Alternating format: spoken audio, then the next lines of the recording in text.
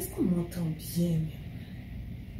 Franchement, j'espère que le gars ne verra jamais la vidéo parce que là, ça là, c'est des problèmes.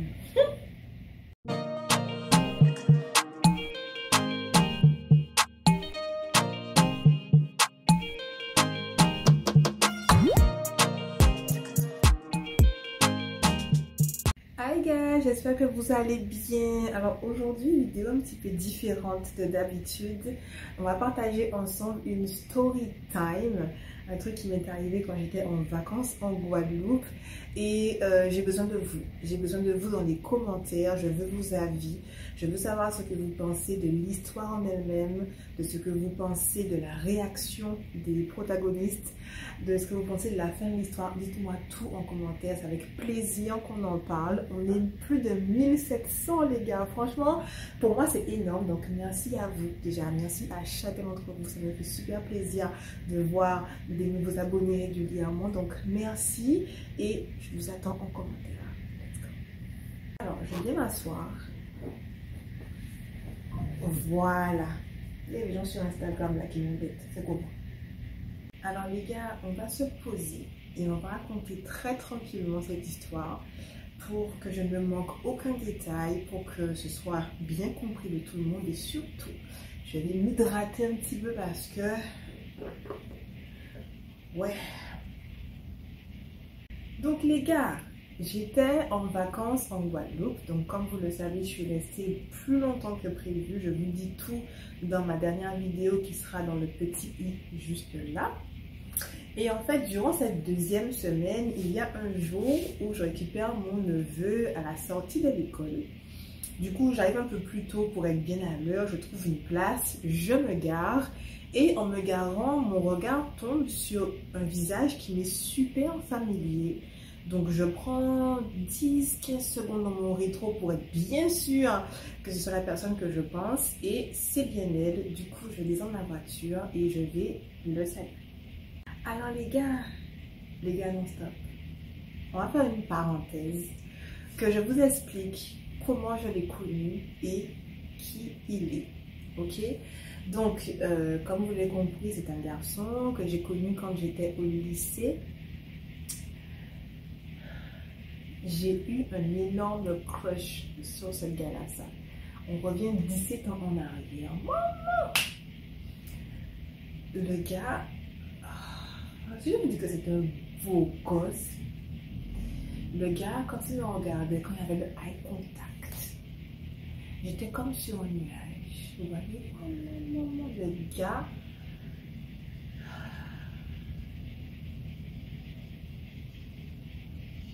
alors lui et moi on se connaissait puisqu'on se parlait régulièrement, mais il s'est jamais rien passé entre lui et moi. Et c'est quelqu'un qui inconsciemment m'a créé de la frustration ou des complexes parce que je voyais les filles avec qui il sortait et je ne ressemblais absolument pas. C'est quoi ça? Les gars, on ne peut jamais faire une vidéo tranquille ici. Voilà. Bref, donc je vous disais que c'est une personne qui m'a inconsciemment créé des complexes parce que je voyais très bien les filles avec qui il sortait, je voyais bien qu'elles ne me ressemblaient pas, plutôt que je ne leur ressemblais pas. Et du coup, je me disais toujours, ouais, une fille comme moi, ou plutôt moi, je ne pourrais jamais avoir un garçon comme lui. Ça, c'est à l'époque où j'étais très très jeune, où je n'avais pas confiance en moi, où je n'étais pas consciente de mon potentiel, où je me cherchais quand j'étais ado, quoi, vous voyez. Parce que là, à l'heure actuelle, ah, Seigneur, même vous savez, I'm cute. Du coup, les gars, un peu plus sérieusement, parenthèse refermée, j'ai compris un peu le contexte de comment je l'ai connu.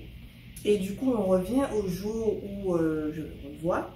Donc, quand je me rends compte que c'est lui, je descends, je vais le saluer.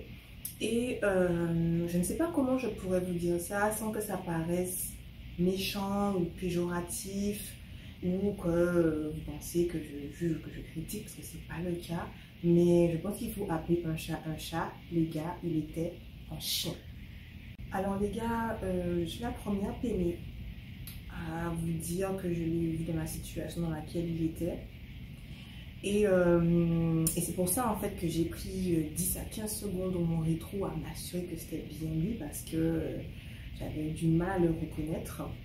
Et vous savez, je pense que physiquement, je suis à peu près comme j'étais au lycée. Sûrement, j'ai un peu plus de forme et tout.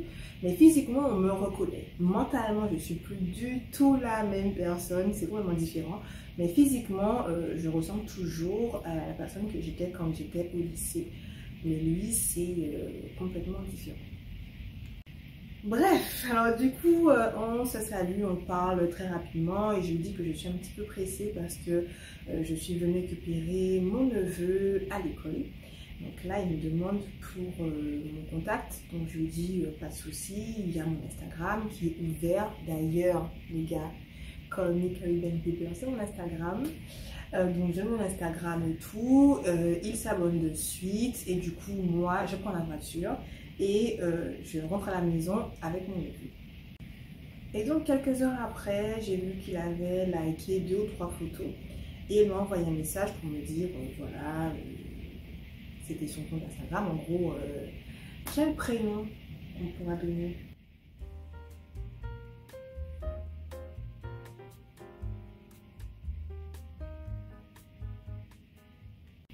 On l'appellera Yanis. Donc, il m'envoie un texto, enfin, il m'envoie un texto via Instagram et il me dit, voilà, c'est Yanis. Donc, je lui dis OK. Et de là, on commence à parler, mais une discussion assez, vous savez, cordiale. On se demande qu'est-ce qu'on est devenu depuis. Donc, il me pose la question, je lui réponds, je lui explique où je vis, ce que j'ai fait dans la vie, que je suis venue en vacances et que je suis restée plus longtemps et tout. Et quand c'est à son tour de me dire ce qu'il devient, c'est un peu plus compliqué. En fait, ce qu'il fait, c'est que il me raconte sa vie depuis le lycée. Genre après le lycée, il est parti en France, il a fait ci, il a fait ça. Finalement, il est revenu en Guadeloupe. Il a fait ci, il a fait ça. Et là, il me dit que ça fait quelques années qu'il ne travaille plus. Et qu'il fait des petits jobs par-ci, par-là. Et qu'il a son business. Et non, voilà. Alors les gars, je vous dis ça comme ça, mais sachez que je n'ai aucun jugement sur sa vie. Parce que pour moi, j'estime que si une personne est en accord avec ses valeurs et si sa vie convient telle qu'elle est, c'est parfait. Parce que la seule personne qui doit être en adéquation avec sa vie, c'est lui-même. Voilà. Donc quand il m'a parlé de ça, je lui ai dit qu'il n'y avait pas de problème et que j'étais contente de l'avoir revu, de savoir que ça allait, etc. Et c'est là que les problèmes commencent. Alors les gars, je vous laisse 3 secondes pour deviner quelle question il m'a posée. Appuyez sur pause, allez dans les commentaires et dites-moi selon vous quelle question il m'a posée. 3 secondes. Le dernier était chelou. Bref, donc du coup, il me demande quand est-ce qu'on se voit. À ça, je suis pas étonnée de la question, mais je suis assez embarrassée. Donc, je lui demande pourquoi est-ce qu'il avait envie de me revoir. Dans quel contexte on pourrait se revoir? Qu'est-ce qu'il a derrière la tête? Voilà. Alors les gars, il n'a pas compris le sens de ma question, donc j'ai reformulé en lui demandant ce qu'il pouvait attendre de moi. Voilà ce qu'il pouvait attendre du fait qu'on se revoie. Et là, il me dit qu'il aurait aimé qu'on fasse connaissance, sachant en plus que quand on était au lycée, il était intéressé par moi. Alors de là, je lui dis pardon, sachant que, comme je vous ai dit, au lycée, on se parlait très très bien. Et que lui sortait avec des filles qui n'étaient pas moi, qui ne me ressemblaient pas, qui n'avaient rien à voir, etc. Et je savais qu'à l'époque, je n'avais pas de chance avec lui. Donc qu'il me sorte ça comme ça, je n'y ai pas cru. Alors les gars, le bénéfice du doute, ok? Bref, donc quand il me sort ça et tout, je lui fais comprendre que, très gentiment, je précise que je ne suis pas intéressée, que si on se recroise, ce sera avec plaisir que je lui dirai bonjour, mais que je n'ai pas envie de planifier avec lui de se revoir ou autre. Et là, il n'est pas content. Il n'est pas content du tout, il ne comprend pas ce que je lui dis. Donc du coup, son ego, je pense, prend un petit coup et il commence à lever la voix et à me faire comprendre que j'avais tort de refuser de le revoir et tout, parce que si, parce que si, parce que ça. Et donc, je l'écoute et je lui dis, écoute, moi je te poserai une autre question. Qu'est-ce que tu as à m'apporter? Les gars, c'est là même que le gars, il a passé la deuxième. Il a commencé à me dire que je suis matérialiste, que je vois que l'argent, que si je dis, mais attends, je n'ai jamais parlé d'argent. Quand je demandais ce que tu m'apportais, c'est parce que il faut comprendre, regarde ma vie, regarde où je vis, regarde le métier que je fais. Je suis 100% indépendante. Donc, si je sors avec une personne, si je suis avec une personne en couple, c'est une personne qui va me compléter. Vous voyez ce que je veux dire? Est-ce que j'ai raison ou pas? Les gars, s'il vous plaît, ne soyez pas sensibles parce que j'ai pas envie que ça fasse la fille qui se la pète.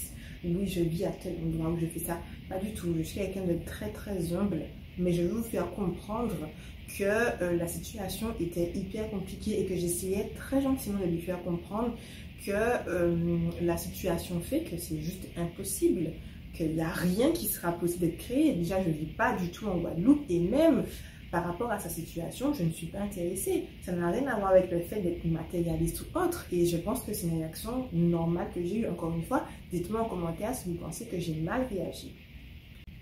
Les gars, le gars pète un câble. Il me dit que oui, parce que je vis aux USA, que maintenant je suis plus du tout antillaise, que je suis snob et tout. Et je lui dis, mais pas du tout. Regarde-moi, je suis une personne je suis très très simple, vous voyez ce que je veux dire?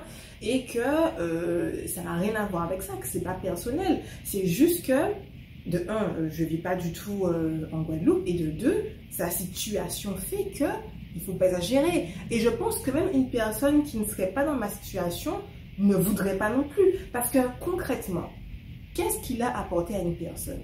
Ok? Il ne travaille pas. Il n'a même pas d'endroit où il est chez lui. Ok? Il vit de petits boulots, de jobs, de RS, etc. Donc, ça pourrait plaire à des personnes. Et j'espère que ça plaira à des personnes. Mais moi, personnellement, ça ne me convient pas. Ce n'est pas ce que je recherche. Vous voyez ce que je veux dire? Donc, il a commencé à m'insulter. Donc, je lui ai dit, écoute, je n'ai pas l'énergie pour ça. Donc, je vais raccrocher. Passe une bonne soirée et bonne continuation. Continuer à aboyer, j'ai raccroché mon téléphone. Il m'a rappelé plusieurs fois, j'ai pas répondu, il m'a texté, j'ai pas répondu. Pendant 2 jours, ça a duré. Finalement, là, il a arrêté et j'ai plus aucune nouvelle de lui. Donc, les gars, c'est là que j'ai besoin de vous en commentaire. S'il vous plaît, dites-moi ce que vous pensez de la situation. Dites-moi si j'ai mal réagi. Dites-moi si vous pensez au contraire que c'est lui qui a mal réagi. Dites-moi tout en fait en commentaire. Je veux savoir ce que vous en pensez parce que je suis sûre que je ne suis pas la seule à qui c'est arrivé. Et même si je sais que, je pense en tout cas avoir raison, je me sentais un petit peu mal parce que j'ai bien vu que ça lui a fait mal ce que je lui ai dit, mais c'était pas pour lui faire mal, vous voyez? Donc bref les gars, très très gros bisous sur votre front. Et nous, on se revoit très très bientôt. Mais s'il vous plaît, dites-moi tout en commentaire. Ciao.